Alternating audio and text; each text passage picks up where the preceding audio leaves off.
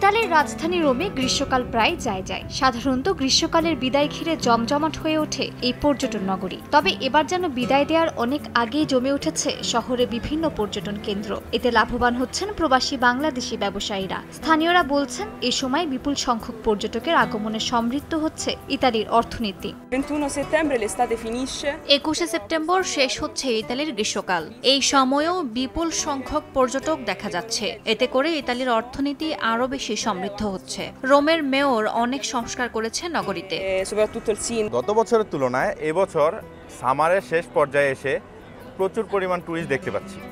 তো এক্ষেত্রে আমরা বাঙালি যারা আছি, যারা এদেশে ট্যুরিস্ট ব্যবসা বাণিজ্য করি ট্যুরিস্টদের নিয়ে, তারা খুব ভালো বিজনেস করতে পারছে। রোমের দর্শনীয় স্থান মুসুলিনের সাবেক পার্লামেন্ট ভবন, ভেনেসিয়া প্যালেস, ক্রেভি ফাউন্টেন সহ সর্বত্রই দেখা মিলছে বিপুল সংখ্যক পর্যটকের। 2024 সালে পর্যটকরা খরচ করেছেন 5.5 কোটি ইউরো। চলতি বছর অর্থাৎ 2025 সালে এই সংখ্যা 6,000 কোটি ইউরো ছাড়িয়ে যেতে পারে বলে ধারণা করা হচ্ছে।